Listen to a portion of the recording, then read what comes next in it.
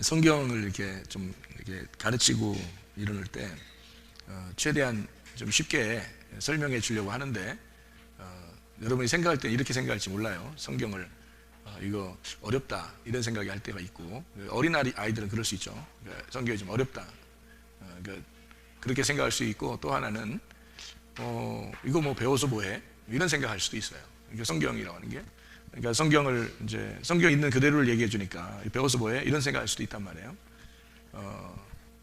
그리고 이제 자기한테 이제 필요한 말을 이렇게 해주면은 이제 설교를 좋아하죠. 근데 성경 말씀 있는 걸 그대로 이렇게 설명을 해주니까 그거 배워서 뭐하지 그런 생각할 수 있고, 그다음에 하나는 어렵다, 성경이 말이 좀 어렵다 이렇게 생각할 수도 있는 거고요. 근데 쉽게 설명을 해주려고는 해요, 여러분에게.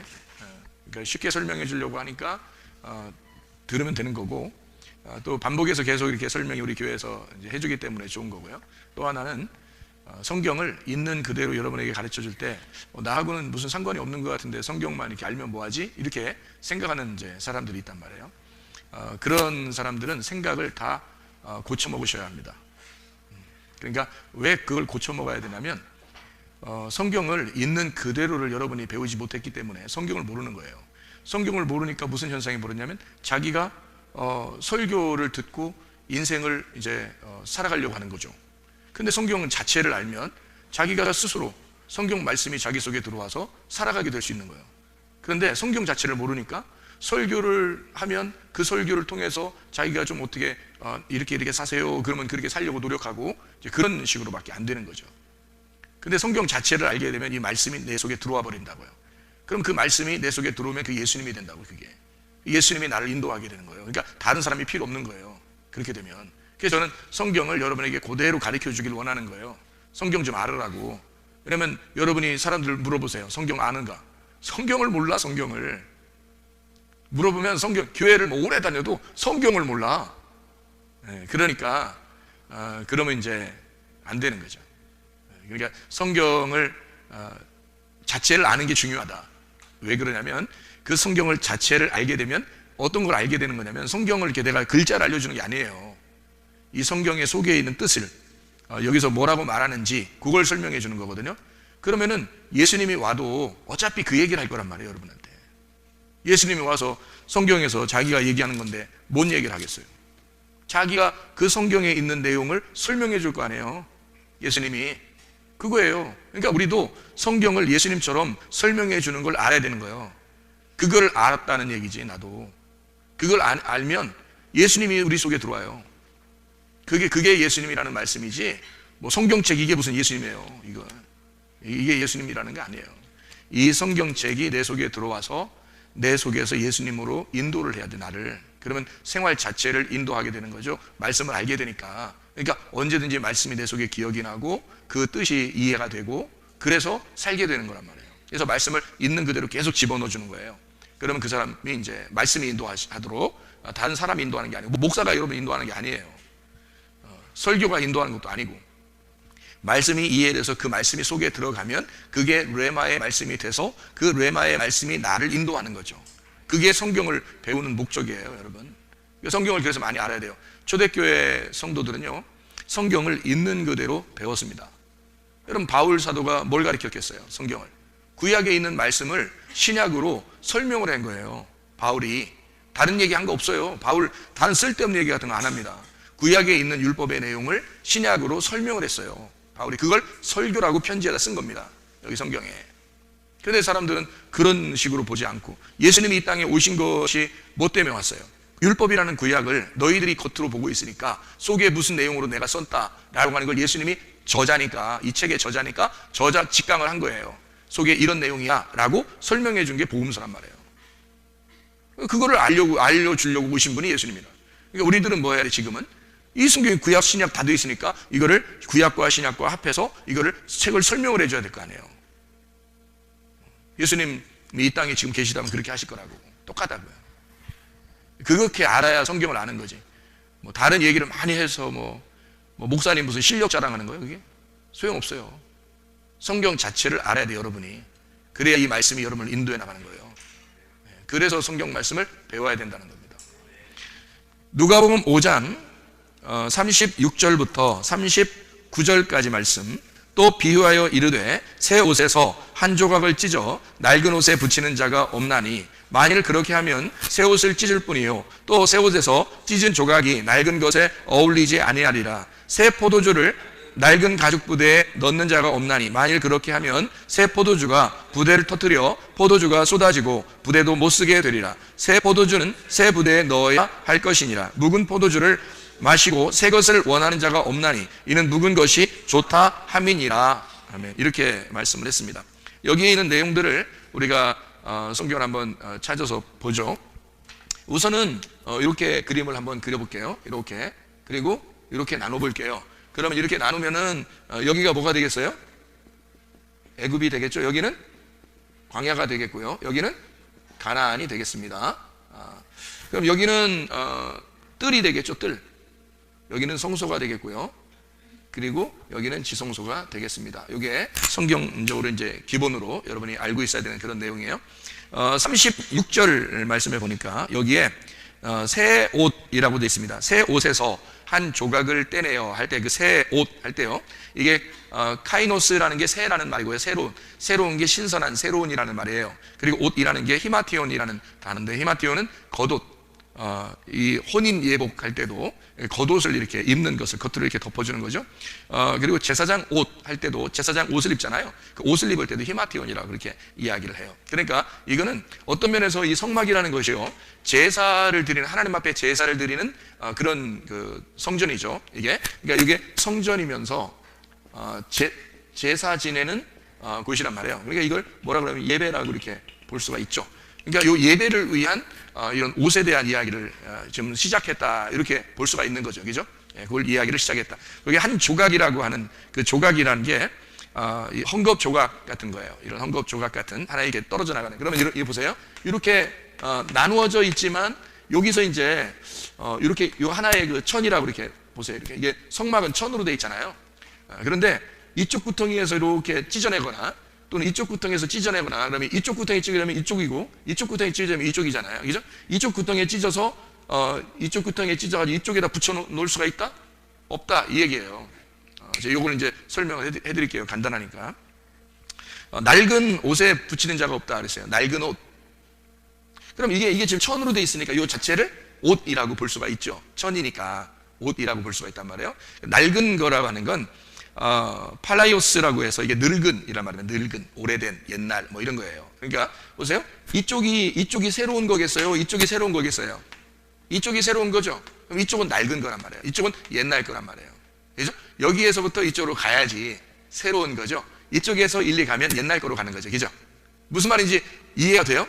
여기까지. 그러니까 쉽게 이해가 되는 거예요. 붙이는 자가 없다. 에피발로라고 해서 위에다 던지다 또는 이렇게 위에다가 이렇게 덮어주다 이런 거예요. 그렇게 할 수가 없다는 겁니다.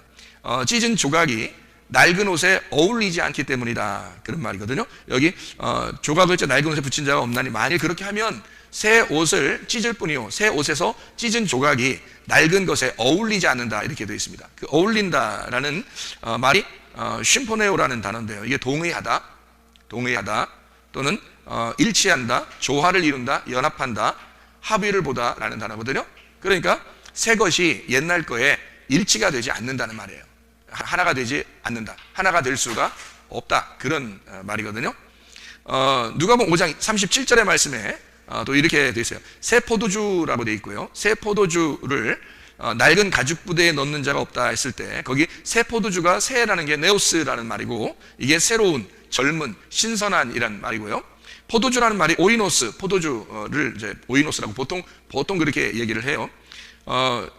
그리고 이제 여기에 우리 한번 생각해 봐야 될 것이 있는데 누가복음의 7장 33절, 34절을 다음 장이니까 다음 장이니까 한번 봐봐요. 누가복음 7장 33절, 34절의 말씀을 한번 이렇게 보면 이런 얘기가 있죠. 침례 요한이 와서 떡도 먹지 아니하며 포도주도 마시지 아니하며 너희 말이 귀신이 들렸다. 그러니까 떡도 안 먹고 포도주도 안 마시니까 너희 말이 귀신이 들렸다, 이렇게 이야기를 했는데 인자는 와서 먹고 마심에 너희 말이 보라 먹기를 탐하고 포도주를 즐기는 사람이요 세리와 죄인의 친구로다 하니, 이런 말이거든요. 지혜는 자기의 모든 자녀로 인하여 옳다함을 얻느니라, 이렇게 되어 있습니다. 그러면 예수님은 포도주를 어떻게 하셨다는 거예요? 예수님은 포도주를 마셨다는 얘기로 나오고요. 그 다음에 침례 요한은요, 침례 요한은 포도주를 안 마셨다는 거로 나오고요. 그죠? 그러니까 포도주를 안 마신 사람을 사람들이 존경하겠어요? 포도주 마시며 돌아다니는 사람을 좋아하겠어요? 여러분 같으면. 그 당시에 사는 사람들은요, 예수님을 인간 취급 안 했습니다. 침례 요한이 있을 때는요. 침례 요한이 목 베어서 죽고 그 다음에 예수를 따라다니는 사람들이 많았거든요. 뭐 귀신을 쫓아내고 병도 고치고 하니까 그런 걸 때문에 쫓아다닌 거죠. 근데 침례 요한이 있을 때는 다 침례 요한 따라다녔습니다. 침례 요한이 있을 때는. 왜 그러냐면 그 사람은 거룩한 사람이에요. 깨끗한 사람이라고. 흠이 없는 사람이에요. 죄가 없고. 그런 사람이니까 여러분 같아도 그 당시에 이스라엘에 살고 있다면 침례 요한을 따라가기가 쉽죠. 여러분. 그러니까 침례 요한이라는 사람은 어떤 그 식의 삶을 살았냐면 포도주도 마시지 않은 사람이에요. 이 사람은.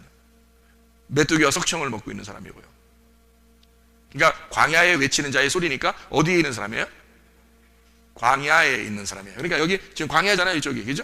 그러니까 여기에 침례 요한이 있어요. 포도주를 안 마셨다 그러고요. 예수님은요, 여기 있는 분이에요. 포도주를 마셨다 그러거든요. 그러니까 침례 요한은 광야에서 인정받는 사람이에요. 그러니까 모세와 같은 율법이죠.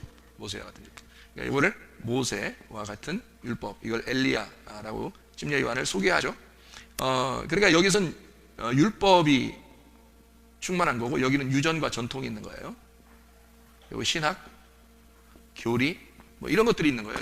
아주 초등학문이죠. 초등학문. 여기는 이제 고등학문이죠. 그래서 여기는 율법에서 이제 진리를 깨달아서 이게 벗겨져야지만 진리가 나오는 거고 복음입니다. 예수님 입장에. 그러니까 이걸 고등학문이라 그렇게 얘기해요. 자, 우리가 이제 이걸 보면 왜 침례 요한은 포도주를 마시지 않았는가? 여러분이 이 성경을 찾아보면 아는데 민수기 6장에 보면 나시린이라는 얘기가 나옵니다. 나시린은 포도주를 먹지 않게 돼 있어요. 그러면 나시린이라는 사람은 포도나무 근처도 가지 말아야 되고 포도나무의 열매를 먹지 말아야 되는 거예요. 나시린은. 그러니까 이게 이제 나시린이거든요. 나시린. 그러니까 선지자들이 다 이런 그 입장이었단 말이에요. 선지자가 나시린 입장이었다고. 그럼 이 나시린이라는 사람이 하나님의 그 소리로서 선지자들이 하나님의 소리죠. 하나님의 소리로서 나시린이 이제 나와가지고 누구를 소개하는 거예요? 나시린이 나오면 천국을 소개합니다. 천국을 소개해요. 왜냐하면 회개하라고 하고 천국을 소개하는 거거든요. 그럼 천국이 예수님이거든. 예수. 그러니까 이게 소리를 외치는 거예요. 나팔소리죠. 나팔소리. 성경의 나팔소리가 그래서 나오는 거고요. 이 나시린은 포도 열매를 먹으면 안 돼요. 그러니까 포도주를 안 마시죠. 포도주 거부합니다. 이게 율법적이니까 그런 거고요. 예수님은 왜 포도주를 마시고 그러냐? 포도주를 마시냐? 성경에 포도나무, 포도주가 두 개의 의미를 가지고 있어요. 하나는 묵은 포도주가 있고 하나는 새 포도주가 있어요. 그러니까 여기서 묵은 포도주, 새 포도주 이렇게 말하죠. 그죠? 누가복음 5장에 보면 묵은 포도주, 새 포도주 이렇게 돼 있죠. 그럼 묵은 포도주라고 하는 게 뭐냐면 여기에요. 묵은 포도주가. 그러니까 묵은 포도주. 이거는 새 포도주입니다. 예수님이 포도주를 마셨다 이렇게 말하는 거는 왜 포도주를 일부러 마시느냐면 여기에는요. 가나안이라는 지성소 이 천국을 설명하려고 하기 때문에 천국을 설명하는 기쁨이에요. 기쁨이니까 포도주를 마실 수밖에 없는 거예요. 그러면 이 포도주라고 하는 게 이 예수 그리스도가 말이에요. 포도주를 이렇게 맛보고서 죽었다 이런 말이 있어요. 어디서요? 요한복음 19장에 보면 29절에 이런 말씀이 있어요. 요한복음 19장 29절 말씀 보면 이렇게 되어 있습니다. 뭐라고 되어 있냐면요. 거기 신포도주가 가득히 담긴 그릇이 있는지라 사람들이 신포도주를 적신 해면을 우슬초에 내어 예수의 입에 대니 예수께서 신포도주를 받으신 후에 이르시되 다 이루었다 하시고 머리를 숙이니 영혼이 떠나가시더라 이렇게 되어 있습니다. 이거를 성경을 여기 이제 포도주를 잘 알면은 이게 무슨 말인지 이해가 되죠. 신포도주라고 하는 건 어디에 속한 거겠어요? 여기 중에서 어디에 속한 거? 이쪽에 속한 것이죠. 묵은 포도주가 신포도주란 말이에요. 신포도주라고 하는 거는 율법을 자기 속에 집어넣고 죽는 거예요. 그러니까 요것도 피고 요것도 피인데, 다시 말하면 요것도 말씀이고 요것도 말씀이에요. 묵은 포도주도 말씀이고 새 포도주도 말씀이야. 근데 이 묵은 포도주라고 하는 건 어디를 설명하려고 하면 광야를 설명하는 나실인들이 있는 포도주예요. 근데 이 나실인들이 이걸 먹으면, 이걸 먹고 죽어야 되는데 감당이 안 돼. 이걸 먹고 죽어야 되거든. 이걸 먹은 자는 죽어야 된단 말이에요. 그러니까 십자가 못 박혀 죽을 때 신포도주를 마시고 죽으셔야 돼. 근데 그 죽음은 오직 누구만 죽어야 돼? 예수님만 죽어야 되는 거예요. 그래서 나실인은 뭐냐면 여기에 나오는 예수님을 소개하는 자들이기 때문에 먹으면 안 된단 말이에요. 그러니까 민수기 6장에 나실인들은 포도주를 먹지 못하도록 막아놓은 거예요. 나실인일 때는. 그러니까 나실인은 지금 이 상태를 살아가는 사람들이기 때문에 이 여기를 즐길 수가 없는 거예요. 포도주를 즐길 수가 없다고. 근데 예수님은 광야에서 시험을 다 세 가지를 다 이기고 났기 때문에, 그래서 귀신도 쫓아내고 병도 고치고 죽은 자를 살리고 그리고 포도주도 마시면서 죄인들과 함께 지낼 수 있는 거예요. 왜냐하면 천국을 사시는 분이니까.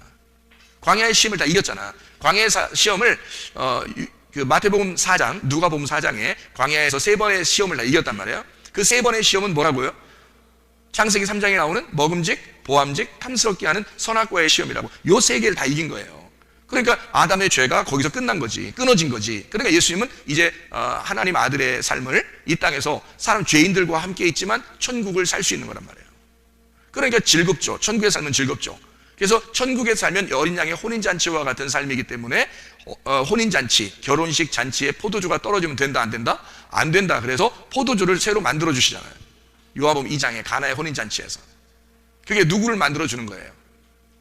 침례 요한으로부터 회개를 한 자들이 예수님을 만나서 새로운 포도주가 되는 걸 말하는 거란 말이에요. 그거를 먹도록, 가나의 혼인잔치에서 먹도록 만들어 주셨다. 그러니까 우리는 우리가 먹고 마셔서 우리가 죽을 수가 없어요. 누가 먹고 마시고 죽냐면 예수 그리스도가 먹고 마시고 죽는 거예요. 그가 죽으면 어떻게 돼? 다 이루어지는 거야. 뭐가 이루어져? 묵은 포도주, 신포도주가 없어지는 거야. 그러니까 끝나는 거야. 그럼 우리에게는 뭐만 남아요? 요거 새 포도주만 남는 거죠. 새 포도주가 뭐냐면 예수님이란 말이에요. 이 예수님을 먹고 마실 수 있는 거야, 우리가. 그러니까 요 진리의 말씀이죠. 새 포도주니까 진리의 말씀이라고 그러지. 진리의 말씀은 다 열어진 거니까 할례를 받은 껍질이 벗겨진 말씀이야. 껍질이 벗겨진 말씀이니까 그걸 복음이라 그러는데 그 기쁜 소리란 말이에요. 기쁜 소식. 그래서 요거를 뭐라 하면 무교병이라고 그렇게 얘기할 수 있어요. 왜 무교병이라고 얘기할 수 있냐면 뭐가 섞이지 않았다 이거야. 깨끗하게 다 벗겨졌다 이거야. 그래서 무교병이다 이렇게 말하는 거죠. 무교병이니까 이 무교병을 뭐라 그러면 성령이라고 말하는 거예요. 왜? 성령은 거룩한 거죠. 깨끗한 거죠. 아무것도 섞이지 않았지. 그러니까 무교병으로 너희가 충만해야 된다. 에베소 5장 18절 말씀에 말해 술 취하지 말라. 이는 방탕한 것이니 성령의 충만을 받아라 그러죠. 그럼 술 취하는 것이 뭐가 있는 거예요? 술 취하는 것이 유교병이 있다는 얘기야. 그러니까 누룩이 섞여 있다는 얘기예요. 누룩이 섞여 있다. 근데 그 누룩이 섞여 있는 거를 끌어내서 갈라내는 그 작업이에요. 여기서 갈라내는 작업. 그러니까 술 취하지 말라. 이는 방탕한 거다. 그리고 너희는 성령의 충만을 받아라. 누룩이 섞이지 않은 것을 먹어라. 그래서 성령 충만 이렇게 얘기하는 거죠.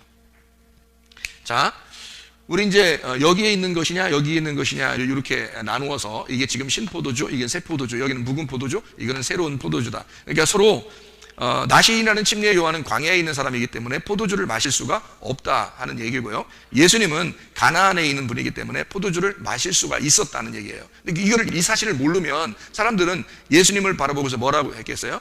금방 뭐라 그래요? 예수님은 저 죄인들하고 함께 놀고 포도주 마신다 이렇게 한단 말이죠.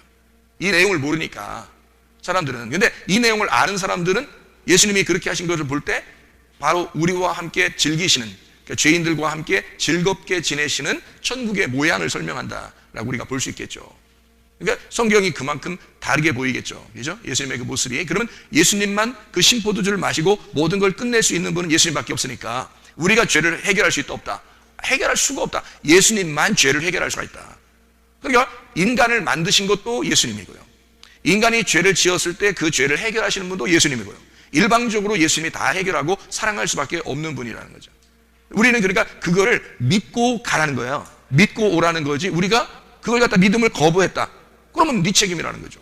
믿음을 거부하니까 우리 책임인 거지. 믿고 오라는 거예요. 그렇게. 그러면 그 믿고 가는 사람이 막 방탕하게 살려고 하겠어요? 그러지 않죠.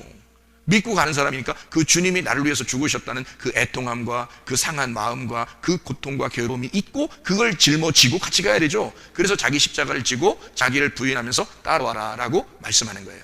방탕할 수 없습니다. 기독교인들은 근본적으로 방탕한 게 아니에요. 그게 기독교인이 아닙니다. 기독교인은 이 뒤로 물러가 침륜에 빠질 자가 아니란 말이에요. 앞으로 계속 전진해서 나아갈 자들이라고요. 그러니까 무슨 말인지 여기 아시겠죠? 자, 여기에 그러니까 새 포도주를 낡은 가죽 부대에 넣지 않는다. 이 낡은이란 말이 팔레이오스, 늙은, 오래된이라는 말 이야기했고요. 가죽 부대, 아스코스라는 말입니다. 이 가죽 부대요. 이 가죽 부대를 만약에 그렇게 새 포도주를 낡은 가죽 부대에 넣으면 그러면 터져버린답니다. 레그니미라고 해서 이게 넘어뜨린다, 부수다, 파괴시킨다, 터지다 그런 말이에요. 그러니까 완전히 터져버린다는 거예요. 그럼 쏟아지겠죠. 담겨있지 않고 쏟아지겠죠, 그죠? 그런 의미예요. 쏟아지고 에케오라는 단어고 이게 헛되다, 그리고 밑으로 따르다, 이렇게 쏟다, 이게 붓다, 이게 부어버리는, 이게 속에서 터져버리니까 이렇게 나와버리죠. 흘러나와버리죠. 그러니까 못 쓰게 된다는 말이에요. 어떻게 쓴다, 못 쓴다, 이거 어떻게 못 쓰게 된다. 이게 아폴렘이라는 단어입니다. 아폴렘이라는 단어는 여러분이 잘 알듯이 멸망시키다는 단어고요. 그리고 파괴된다는 단어고 잃어버린다 그런 이야기입니다. 여기에 누가복음 5장 39절 말씀 보니까 묵은 포도주를 마시고 새 것을 원하는 자가 없나니 이는 묵은 것이 좋다 함이라 이런 말이 있어요. 그러면 여러분 생각할 때 묵은 포도주가 좋다는 얘기인가? 그렇죠. 여러분 포도주가 오래될수록 비싸고 더 맛있다고 사람들이 얘기하죠. 우리는 이제 안 먹어봤으니까 모르겠지만은 진짜로는 오래된 거일수록 더 맛있다고 하는, 그리고 더 비싸다고 그러죠. 묵은 포도주가. 그러니까 묵은 포도주가 맛있다는 거예요. 그러니까 묵은 포도주를 마시고 새 것을 원하는 자가 없다. 왜? 묵은 것이 좋다. 자기들한테는 묵은 것이 선하고 좋은 것이다. 좋다. 크레스토스, 선한, 온화한, 유쾌한, 알맞다. 자기들한테 알맞다라는 겁니다. 자 보세요. 묵은 포도주가 어디에 있다고요? 여기에 있다고. 여기에 있는데 이거 먹고 이쪽을 좋아할 리가 없다는 겁니다. 묵은 포도주를 먹고 이걸 좋아할 리가 없다. 바리새인들이 예수님 왔을 때 바리새인들은 어디에 속해 있어요? 여기에 속해 있어요? 여기에 속해 있어요? 여기에 속해 있겠죠. 그럼 바리새인들이 여기에 속해 있으니까 예수님은 여기하고 좀 부딪히는 거 아닙니까? 그죠? 그러니까 침례 요한이나 이런 사람들도, 나시린들도 다 이스라엘 백성들을 책망하고 그러죠. 왜냐면 너희들은 이스라엘 백성 하나님을 믿는다고 하면서 왜 여기에 매여 있느냐 이렇게 얘기하는 거잖아요. 이걸 먹고서 이걸 좋다고 하는 사람이 없다는 거예요. 왜냐면 이게 좋다는 거예요. 그래서 예수님 왔을 때도 바리새인들은 예수님을 따르고 싶은 생각이 없는 거예요. 왜냐면 자기들이 하고 있는 게 훨씬 더 옳다고 생각하기 때문에 그렇습니다. 율법적으로 사는 게 더 옳다고 생각하기 때문에 그래요. 그게 더 좋다. 이렇게 살아야지, 인간은 이렇게 살아야지 라고 율법적으로 자기를 자꾸 잣대를 재니까 자기는 옳다고 생각되는 거예요. 그런데 예수님이 볼 때는, 이쪽에서 볼 때는 이게 영 아닌 거예요. 근데 이 사람들이 볼 때는 이걸 자꾸 먹었기 때문에, 이 묵은 포도주를 먹었기 때문에 그게 맛있다는 거예요. 오래된 거, 전통과 유전이 있죠. 그리고 교리가 있죠. 신학이 있죠. 이런 안에서 먹은 율법이 얼마나 맛있겠냐고요. 그러니까 그거를 지키면 또 이제 거기서 벗어나지 못하죠. 왜냐하면 자기들은 그 율법적인 사람이니까. 그래서 벗어나지 않으려고 한단 말이죠. 그게 재밌는 거지. 그게 오히려 옳은 것 같고. 그렇죠? 자기를 더 나타낼 수 있는 거잖아요. 근데 진리는 그렇지 않아요. 진리는 죄인들과 함께 같이 지내면서 포도주를 마시고 죄인들과 함께 기뻐하고 그들의 그 죄를 덮어주는 거예요. 그러니까 복음이라 그러죠. 가나안 땅이라고 하는 이곳에 주님의 지성소에서는 너희들이 모두 다 죄인이야. 근데 내 피가 여기에 쏟아졌어. 그래서 너희 죄를 다 용서해 준 거야 라고 덮어주는 거거든요. 여기는. 그러니까 이거는 사랑이에요. 사랑이고 용서고 덮어줌입니다. 그러니까 모든 걸 덮어줄 수 있는 거거든요. 이게. 근데 이쪽은 아니에요. 율법적인 것은 선악을 딱 갈라버리죠. 그래서 덮어주는 게 없어요. 누가 딱 죄가 걸리면 돌 들어서 그냥 던져서 죽여야 되는 거예요. 그게 이쪽에 있는 삶이라고요. 그러니까 철저하게 율법적인 거죠. 그러니까 이런 사람들은 이런 걸 볼 때 좀 이상하게 보이는 거예요. 너무 이렇게 두리뭉실하게 넘어가는 것 같고 이상하다, 그죠?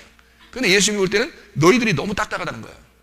원래 하나님의 의도가 그게 아닌데, 하나님은 사랑인데, 사랑의 하나님인데 너희들은 너무 공의의 하나님을 원한다는 겁니다. 공의, 정의. 용서하지 못하고 뭔가 정의롭고 공의롭고 거룩하니까 분리죠. 이 땅에서 우리가 분리돼서 나왔다라고 하는 것을 자랑하는 거거든요. 그러니까 그런 그 거룩한 분리주의자를 바리새인이라고 그렇게 말하거든요. 그러니까 바리새인들이 얼마나 율법적이겠어요. 이렇게 사는 사람들이 이런 걸 보니까 막 덮어주고 막 사랑해주고 용서해주고 하는 걸 보면 너무 이상하게 보이는 거예요. 이게 그러니까 사람들도 마찬가지죠. 이렇게 된 사람들은 굉장히 정의롭고 공의롭고, 이 세상의 모든 사람들은 야당과 여당이 있고요, 우파와 좌파가 있고요, 다 이렇게 막 서로 갈라서 저쪽 편이 잘못됐고 자기는 잘했다 이렇게 생각을 하는 사람들이거든요. 근데 사실은 하나님의 입장에서는 그런 게 없죠. 우파도 좌파도 또는 보수도 진보도 없는 거 다 필요한 거거든요. 둘 다 필요한 거고, 하나님은 그 안에서 죽으셨잖아요. 그래서 모두 다 하나가 되기를 원하시는 거죠. 그런데 사람들은 그런 것으로 다른 사람을 해를 끼치면서 자꾸 나누어 버리는, 자기들이 거룩하다, 자기들이 공의롭다, 자기들은 의롭다 이렇게 이야기하는 거죠. 그러면서 심판을 합니다. 심판을 하니까 이 가운데서 심판을 하기 때문에 불뱀 노뱀 있는 거예요. 그래서 여기서 심판을 하고 양쪽을 갖다 나누어 버리는 거거든요. 거룩하다, 거룩하지 못하다 이렇게. 근데 이쪽에 오면은 이게 다 덮어버릴 수 있는 그런 얘기들이에요. 다 용서하고 사랑하고 그런 하나님이다라고 하는 것을 알려준 거죠. 하나님은 크게 말해서 두 개의 하나님이에요. 하나는 거룩하신 하나님, 하나는 사랑의 하나님, 이렇게 나누어진 거죠. 사랑의 하나님이 여기 있는 거고, 거룩하신 하나님이 이쪽에 있는 거예요. 거룩하신 하나님 여러분 만나면 무조건 심판받습니다. 그리고 사랑의 하나님 만나면 무조건 용서를 받는 거예요. 그러니까 우리가 어떤 하나님을 만나느냐 이렇게 볼 수 있는 거죠. 그죠? 자, 그러면 여기서 이제 우리가 마지막 요약하면서 마치죠. 자, 이쪽에서 이쪽으로 넘어가잖아요. 애굽에서 광야로 넘어가고, 광야에서 가나안으로 넘어가면 여기가 지금 뭐냐면 옛날이에요. 아, 옛날이요. 이렇게 됩니다. 여기가 옛날이고 여기가 새날이에요. 그러면 여기서 여기까지 넘어가는 것이 옳은 거예요? 잘못된 거예요? 옳은 거죠. 애굽에서 광야로 넘어가는 것이 당연한 거고, 광야에서 가나안 땅으로 넘어가는 것이 당연한 겁니다. 그러니까 이게 넘어가는 거를 뭐라면 새 것이라 그렇게 해요. 쉽죠? 넘어가는 걸 쉽게. 그러니까 여러분도 초등학문에서 고등학문으로 넘어가는 것이 새 것이란 말이에요. 그러니까 새 것으로 넘어가는데 다시 옛날 거로 돌아가면 안 된다는 것을 얘기하는 거거든요. 자, 새 날에서 옛날로 이렇게 돌아간다면, 이걸 이렇게 거꾸로 이렇게 돌아간다면, 이렇게 거꾸로 돌아간다면 어떻게 될까요? 이건 낡은 것이 되는 거예요. 옛날로 돌아가는 거죠. 그죠? 그래서 옛날로, 새날에서 옛날로 돌아가면 이거 낡은 것이에요. 그러면 이 낡은 것을 이 낡은 것이라고 하는 나에다가 새 것이라는 예수를 여기 낡은 것에다가 요 뒤로 돌아가는 것에다가 붙이면 된다, 안 된다? 붙이면 안 된다. 요 새로운 것이 이것을 찢어버리기 때문이다. 자, 무슨 말인지 아시겠어요? 이게 그 말이란 말이에요. 그러니까 너희들이 새롭게 전진해 나가면서 하나님 안에서의 삶을 성장시켜 나가고 위로 이렇게 위로 올라가고 있는데, 아래로 내려가려고 하는 너에게 이 위에 있는 것이 가만두겠냐? 가만 안 둔다. 이 낡아지려고 하는 거하고 이 새로운 말씀하고 합해지면 그 새로운 말씀이 이 낡은 너를 찢어버리는 거죠. 그래서 다 쏟아져 버린다. 그러니까 속에 복음이 안 남는 거예요. 왜냐면 네가 안 변했잖아. 너를 네가 바꾸는 게 아니야. 여기서 여기로 가는 게 누가 다 갔어요? 예수님이 다 갔잖아요. 예수님이 신포도주를 마시고 죽으셨잖아. 그래서 여기로 갔는데 네가 옛날이요 그러면서 옛날로 돌아가려고 한다고. 그러면 그 복음이 너를 가만두겠느냐 그거지. 너를 파괴시킨다는 거지. 너를 파괴시킨다. 그래서 다 쏟아져 버린다. 그러니까 너가 새롭게 여기에서 다시 새 날로 올라오게 되면 새로운 포도주가 담기게 되겠죠. 그래, 그런 말이에요. 그러니까 새로운 네가 부대가 되면, 새로운 자루가 되면요, 그러면 그 자루, 새로운 자루에다가 새로운 그릇에다가 새로운 복음을 담아놔야지. 옛날 그릇으로 가면, 옛날 자루, 옛날 부대로 가면 이게 새로운 이 복음이 여기 안에 담겨서 이렇게 가게 되면 이게 터져버린다, 그지? 이쪽이 터져버린다. 그래서 하나가 될 수 없어요, 둘이. 옛날 거와 새로운 복음이니까, 새 포도주니까 안 맞는다고요. 터져버려. 근데 이 자루가 완전 새롭게 됐어. 새롭게 되면 그 안에 담겨 있는 게 안 터지죠. 그래서 새롭게 올라가는 거죠, 이렇게. 그래서 새로운 포도주와 새로운 자루가 돼서 이렇게 담겨 있는 거예요. 그러니까 한마디로 말하면 내가 죽고 예수 그리스도로 사는 것을 말하는 거죠. 그러니까 내가 죽는다는 말은 여기를 그래서 뭐라 그러냐면 육체라 그러는 거예요. 육체. 여기를 뭐라 그러냐면 영이라 그러는 거예요. 영이라 그러는 거예요. 그러면 육체는 파괴가 돼야 되겠죠. 이쪽으로 올수록 파괴가 되는 거예요. 그죠? 낡은 것에 붙이면 파괴돼야지 정상이죠. 그래야 당연한 거란 말이야. 그러면 새로운 복음은 새로운 영에게, 새 영에게 새 마음을 주고 하나님의 영이라는 이 새 포도주라는 복음을 이 안에다가 담는다는 거죠. 자, 무슨 말인지 아시겠죠? 그러니까 이렇게 담으면 괜찮은 거예요. 내가 새로워졌잖아. 그러니까 이 새로워진 거를 뭐라고 그러냐면 새 영, 새 마음은 예수가 부활할 때 가능한 거예요. 부활의 영이 되는 거예요. 그럼 이쪽은 무슨 영이에요? 파괴가 된다 그러니까 더러운 영이에요. 이건 죽음의 영이라고. 그러니까 육체라고 하는 것도 영이거든요. 영, 이것도 영인데 죽음의 영이에요. 죽음의 영. 이건 부활의 영이 아니고 사망의 영이라고요. 이게 더러운 영이라고. 더러운 영. 이거 귀신이라고 그런다고. 그러니까 이쪽에 오면 이걸 성령이라고 그러고요. 자, 무슨 말인지 알겠죠? 그래서 이쪽으로 낡은 것에 붙으면 다 찢어버려 너를. 이쪽으로 새로운 것에 오면 여기에다 복음을 담는 거. 너의 그릇이라고 하는 새로운 부활의 영에 하나님의 복음이 담긴다. 그러면 찢어지지 않는다는 겁니다. 그러니까 그 사람은 항상 어떻게 해요? 새 포도주가 넘쳐나니까 새 포도주 안에서 늘 충만한 거죠. 그렇죠? 그래서 성령 충만이라고 그러는 거예요. 성령 충만. 그러니까 우리가 성령을 받으면 성령 충만해져야 됩니다. 왜냐하면 성령 충만이라는 것은 속에서 일어나는 게 아니라 이 겉에서 이게 덮이는 거예요. 옷처럼 덮이는 거예요. 흰 세마포처럼 덮여지는 거거든요. 그러니까 이게 전체가 어떻게 되냐면 이게 히마티온이라고 그랬죠. 이 히마티온이라고 하는 이 승막, 이 천 자체가 거룩해지는 거예요. 그러니까 이 자체가요, 이렇게 이 자체가 이렇게 해서 이 자체가 하나의 옷 히마티온, 거룩한 성전이 되는 거예요. 이게요. 그러니까 여기서 새로운 것을 담았을 때 이것이 전체가 다 새로워지는 부활의 영 안에서 새로워지는 것이 된다. 이거를 성령 충만에 덮여지는 거니까요. 싹 우리를 덮어주는 거거든요. 여러분 새로운 사람이 된다는 겁니다. 그러니까 우리가 이걸 만들어내는 게 아니고 예수님이 다 이걸 만들어내는 거예요. 그러니까 주님께 의지하는 거지. 우리는 주님이 한 길을 우리가 가는데 어떻게 하냐? 거꾸로 가는 게 아니라 앞으로 간다 이거야. 거꾸로 가는 게 아니고 거꾸로 가면 다 터져버린다. 왜? 터져야 정상인 게 너를 파괴시키고 너를 터뜨려버리는 건 당연한 거예요. 그렇게 해야 사는 거란 말이에요. 뭐가 터뜨리는 거예요? 그 자루를? 자루는 나고 낡은 자루는 나예요. 뭐가 터뜨리는 거예요? 새 포도주가 터뜨리잖아요. 그러니까 새로운 복음을 받잖아요. 여러분의 진리의 말씀을 받잖아. 그러면 옛날 과거에 여러분이 알고 있었던 이런 것들이 막 터져버립니다. 자꾸. 그러면 옛날 사상, 옛날 지식, 옛날에 알고 있었던 나의 모습 이런 것들이 터져버리는 거예요. 자꾸. 터져버리고 새로운 복음이 이걸 터쳐버리는 거예요. 그러니까 이 사람이 어떻게 돼?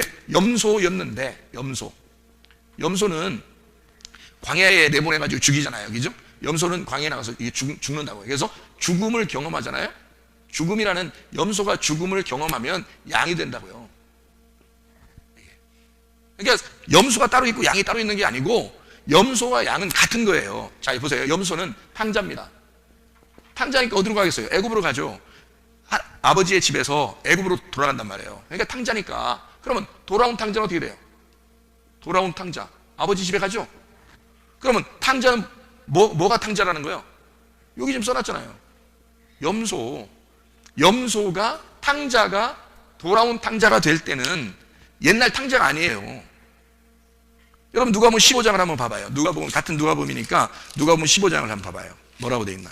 15장에 탕자를 아버지가 뭐 끼워줬어요. 손가락에다가 손가락에다 뭘 끼워줬어요?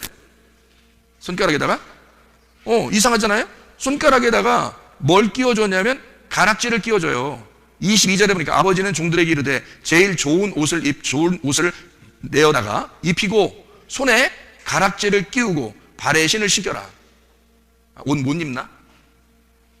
가락지를 이렇게 주면은 자기가 이렇게 끼면 되잖아. 그리고 신발도 던져주면은 그거 갖다 이렇게 신으면 돼 자기가. 근데 아닌 거야. 다 누가 해주는 거예요. 다 해주고 다 이거를 이렇게 입혀주고 신겨주고 가락지를 끼워주고요. 우리가 한 게 아니라고. 주님이 다 하시는 거라고. 이게 왜? 돌아온 탕자는 왜 이렇게 다 해주냐면 가락지라고 하는 건 여러분이 잘 아셔야 돼요. 옛날 고대 영화 같은 걸 여러분 보면 이해가 되시는데 옛날에는 가락지가 상속하는 가락지예요. 그래서 가락지는 딱 하나라고요. 뭐 여러 개 부자들은 여러 개 가락지를 끼고 있지만 그 중에 가락지가 도장 가락지가 있어요. 도장 가락지. 옛날에는 도장을 그렇게 새겼단 말이에요. 반지로 새겼다고요. 그래서 그건 그 집안의 가문이었다고요. 옛날 영화 같은데 고대 영화 같은데 보면 나와요. 그래서 이 글씨도 종이나 이런 데 많이 하고 나무 판자에다 이렇게 쓰고 그러거든요. 그래서 이 가락지를 갖다가 그 나무 판자 글씨를 이렇게 쓴 거 있잖아요. 파구 막 이런 데 있잖아요. 그러면 이 가락지를 갖다가 그 나무 판자 밑에다가 쾅 찍습니다. 그러면 여기가 이제 울룩불룩하게 돼 있잖아요. 도장이. 그럼 거기에 딱 찍혀서 인이 탁 박히는 거예요. 그러면 그걸 딱 표시를 보고 이 집안에서 이 찍은 인이다, 도장이다라고 인정하는 거거든요. 그래서 성경에서는 그 가락지를 성령의 인이다 이렇게 말하는 거예요. 성령이 우리를 도장 찍었다 이렇게 하는 거죠. 변함이 없다. 그러니까 이게 이 가락지라고 하는 것은 그 집안의 상속이에요. 우리 집안의 유산을 다 물려주겠다, 이 아들에게 물려주겠다는 거예요. 그럼 생각해 보세요. 자, 나가다가 돌아왔는데 가락지도 주고 유산을 다 물려주는 거예요. 새 옷 입혀주고 잔치하고 그리고 새 신 신겨주고. 자, 그러면 여러분 같으면 이게 무슨 말이겠어요? 왜 이렇게 하세요? 아버지가 왜 이렇게 해요? 너무 기뻐서? 너무 좋아서? 한참 못 보다가 봤으니까 너무 좋아서 그런 거예요? 예? 아니, 여기 성경에 써 있어요. 그렇게 하고서 형이 승질났죠? 이렇게 해주니까 형이 승질나서 얘기했어요. 그랬더니 이 아버지가 뭐라고 그래요? 32절에 내 동생은 죽었다가 살아났다 그러잖아요. 이거를 뭐라면 거듭났다 그러는 거야. 다시 태어난 거야. 다시 살았다는 얘기야. 그러니까 죽은 거예요. 동생은 죽은 거야. 자, 나간 동생이 누구야? 탕자죠. 탕자는 죽은 거야. 이게 여기 죽어, 이렇게 죽어서 여기에 부활하는 거야. 이게 양이에요. 이게 돌아온 탕자라고. 그러니까 탕자가 죽어서 돌아온 거예요. 그러니까 염소가 죽으니까 양이 된 거지. 염소 저쪽에 있고 여러분 교회에 앉아있으면 이쪽은 염소, 이쪽은 양 이렇게 하면 되겠네. 이쪽 오른쪽에 앉아있으니까 양, 뭐 이쪽 왼쪽에 앉아있으니까 염소 이렇게 하는 거냐고. 여러분, 그런 말이 아니라고요. 다 뭘 얘기하는 거냐면 여기 세 단계를, 세 등분을 써놓고 하나님이 이쪽에 있는 것이 이쪽으로 돌아오는 낡은 것이 새 것이 될 때의 그 순서를 설명해 놓는 거예요. 그러니까 여러분 마음 안에 다 있는 거라고. 그래서 여러분 마음 안에 다 있는 거니까 여러분 마음이 낡은 가죽 부대가 되면 새로운 복음이 여러분에게 전달됐을 때 그 낡은 가죽 부대가 감당을 못해요. 그래서 낡은 가죽 부대가 터지면 어떻게 돼? 죽죠. 죽으면 새로운 가죽 부대가 되는 거야. 그래서 새로운 복음을 담는 거예요, 거기다가. 그럼 여러분이 양으로서 새로운 복음을 담아서 새로운 가락지를 끼고 하나님 아버지의 유산을 받는 상속자가 되는 거지. 그 돌아온 탕자가 되는 거란 말입니다. 이게 성경의 말씀이에요. 여러분 하나님은 여러분을 포기하지 않으십니다. 하나님은 늘 여러분을 사랑하십니다. 여러분이 어쨌든 여러분의 낡은 가죽 부대가 터져도 하나님 여러분을 미워해서 그러는 것이 아닙니다. 결국 여러분을 그렇게 되어야 새로운 가죽 부대에 여러분을 집어넣어서 하나님의 복음을 당신 속에 집어넣고 그리고 당신을 새로운 부활의 영으로 살게 하려고 하는 것이란 말이죠. 결국 하나님의 사랑이 그 속에서 담겨 있는 거예요. 하나님은 이렇게 우리에게 전달하신다고, 자기 마음을. 그러니까 여러분 포기하지 않은 그 하나님께 모든 것 맡기고 승리하는 삶을 사시기를 바랍니다. 한 목소리로 기도하겠습니다. 우리 하나님 앞에, 하나님 정말 감사합니다. 주님 우리를 임마누엘 하시고 늘 우리와 동행하셔서 하나님의 귀한 사랑으로 살다가 주님 만나게 해서 기도합니다. 우리 하나님 아버지의 사랑과 은혜를 감사합니다. 아버지 하나님 도와주시옵소서. 하나님 아버지여 인도해 주옵소서. 염소 같은 내가 죽고 양으로 새로 태어나 하나님 진리의 복음으로 살게 도와주옵소서. 우리 하나님 아버지 낡은 가죽 부대가 터져나가고 새로운 가죽 부대가 되어 하나님 그리스도 예수 안에서 부활의 영으로 살다 주님 만나게 하옵소서. 우리 하나님 주님과 동행하게 도와주옵소서. 우리 아버지 주의 진리의 말씀으로, 주의 복음의 말씀으로 살게 도와주옵소서. 끊임없이 우리를 사랑하시며 끊임없이 우리를 지켜보시며 끊임없이 우리를 보호하시고 인도하시는 주님께 모든 것을 맡기며 예수 그리스도 존귀하시는 받들어 기도 올리옵나이다. 아멘.